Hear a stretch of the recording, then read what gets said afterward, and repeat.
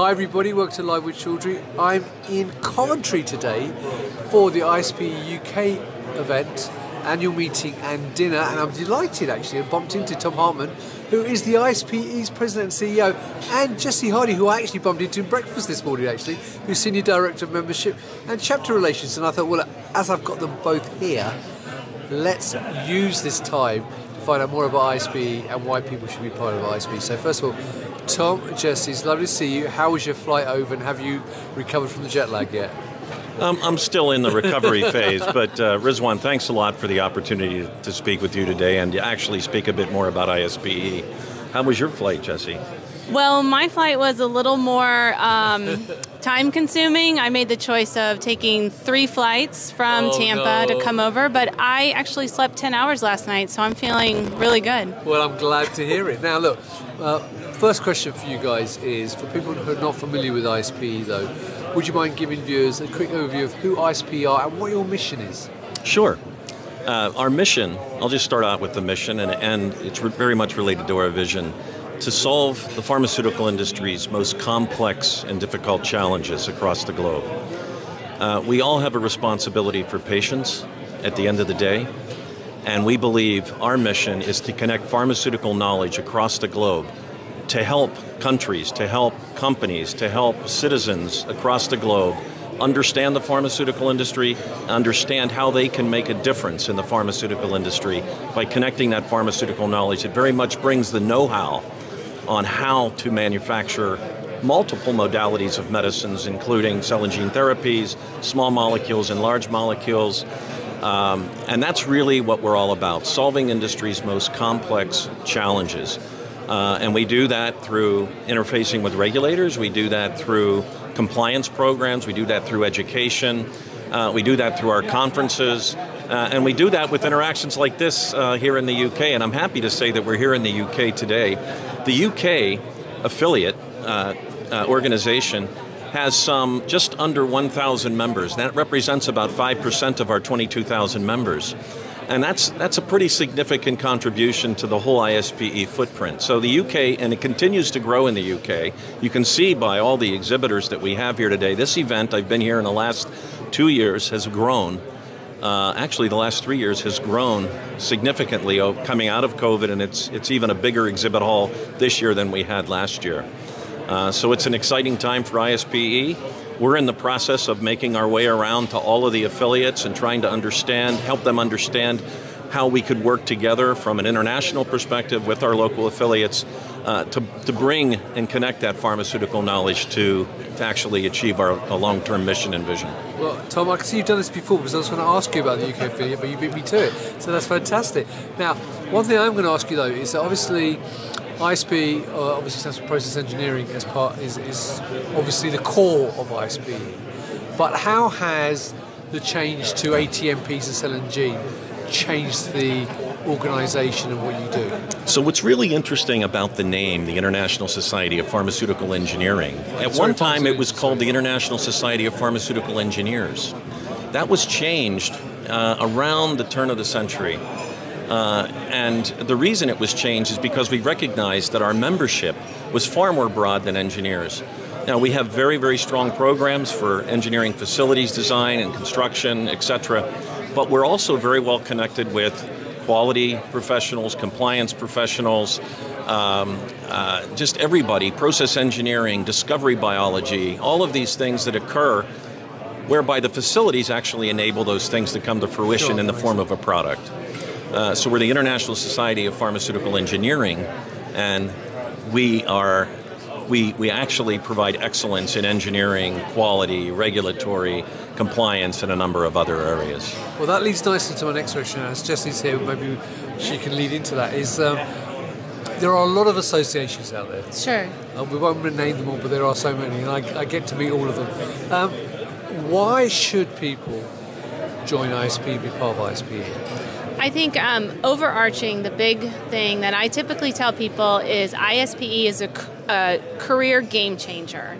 So no matter where you are within your career, there's something that ISPE has to offer for you. ISPE is really unique in which we really cover the full life cycle of pharmaceutical industry. So whether you're a student just getting into biotech and you want to learn more and expand your network, to you're a seasoned professional and need to understand the latest in compliance and regulatory, there's a place for you, and there's different programs. We really connect our technology providers, the operating companies, and regulatory all together under one membership. Fantastic. Now, if I could add to yes, that. please do. Yeah. I guess I would answer the question at maybe a little higher level. I think this is a great answer she provided because it's all true. Where else do you go where you can interact with like-minded professionals trying to seek the same solutions to problems that you're encountering in your workplace? Okay, that's a really key component. And then you get to how do we do that? We have 21 communities of practice led by industry subject matter experts that advance the interests of each of those communities of practice. And these are technical communities of practice. They're not sitting there talking about what kind of coffee we're going to have next week. They're talking about the really difficult decisions on how to integrate AI, how to address some of the issues that have happened in pharmaceutical compounding across the globe where there were many deaths that occurred. Sure. We've just now released a 503B pharmaceutical compounding document. That's really in my view, it's going to provide the guidepost. If you're in that business, this is what you need to do to comply with regulations. So I'll get back to your question. Where else do you go to do that?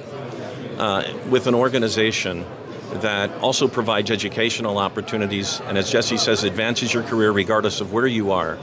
And where do you do that for the amount of money we charge for membership? And I'll also add, we have not increased membership costs in the last 4 years. And so this is a key component. Our cost of conferences have stayed steady. So you might say, how are we staying in business? We're staying in business because the volume of people now participating in ISPE has gone from 16,000 to 22,000 just in the last 3 years. So we're doing something right, and people are noticing it, and it is making a difference in the industry. I don't know if you had the opportunity to see anything at the recent event in Las Vegas at our annual meeting. I didn't get to go, unfortunately, this year, but I had the opportunity to actually engage with Dr. Califf of the FDA and ask him certain questions about technology introduction and what have you. This is a big issue in our industry because we're so regulated. How do you advance technologies to the benefit of patients, to the benefit of speed to market? Really, how do you do that and reduce costs of medicines across the globe? Because frankly, the cost of medicines across the globe is somewhat prohibitive for a lot of countries and a lot of patient populations. And that's an issue that we have to deal with, not just at ISPE, but internationally. All governments need to do that, and all regulatory bodies need to embrace that as well. Well, Tom, thank you for that very thorough answer. No, that was great. Now, one final question I'll ask, and you sort of touched on it a little bit there in your explanation, is what are some of the big issues that your members are facing at the moment that you can help them with, and they need help with in general, whether you can or cannot help them with? Yeah. Do you want me to take that, or yes, do you want to take that? I do. Okay, I think it doesn't take too much of a recall to learn what we learned during COVID. There was a lot of white space taken out of development timelines. Organizations worked together, regulators worked very closely with pharma companies to advance the interests of developing a vaccine, getting it into the marketplace and what have you. There were tremendous learnings from that. The fundamental question is, how do we now take those learnings and apply them in an environment where everybody's not working 24/7 to try to find a solution to save mankind, if you will. And so that is one of the big challenges that we have. How do we take those learnings and apply them? Another one is, how is artificial intelligence going to make its way into the pharmaceutical industry, and what are some of those regulatory challenges or hurdles that are going to need to be addressed in order to do that? Because frankly, regulators have a very difficult job. They have to embrace these types of changes. It's not an easy thing to sign off on a particular molecule from an efficacy or a safety perspective, absent understanding exactly how that process has come together.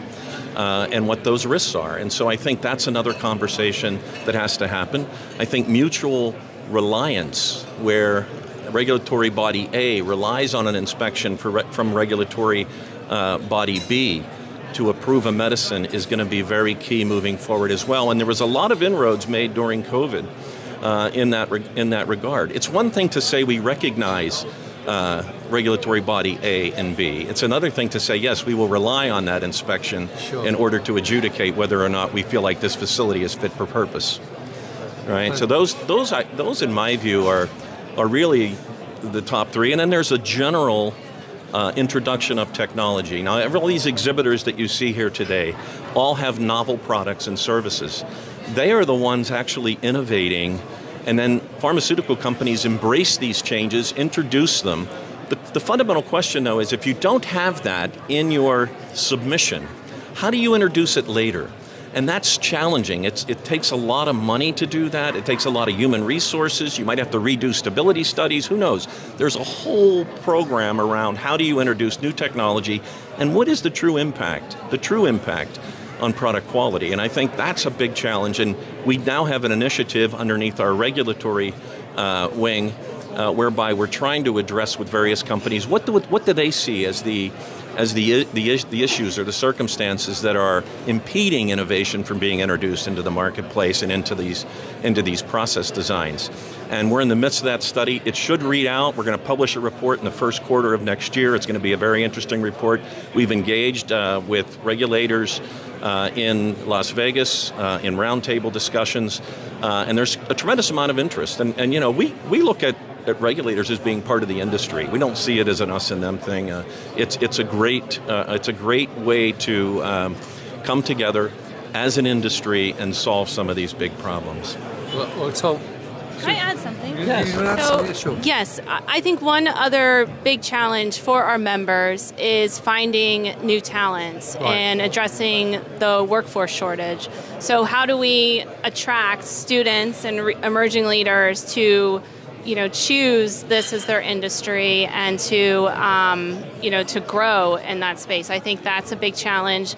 But if they get involved at the local, whether it's a local student chapter and then within their local affiliate or chapter, we see them, they stay connected on that career path in the pharmaceutical industry. So I think that is one challenge to make sure that we try to solve and help our members.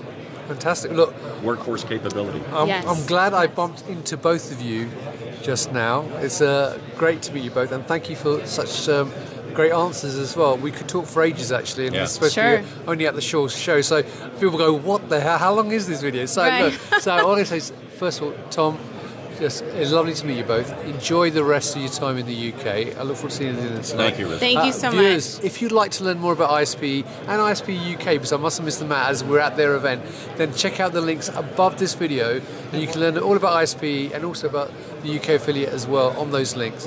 And if you haven't joined ISPE, then obviously learn more how you can sign up. So once again, it's lovely to see you both. Enjoy the rest of your time here. Thank you very much. And viewers, thank you for watching. Until next time, as always, stay well and stay safe. Bye-bye.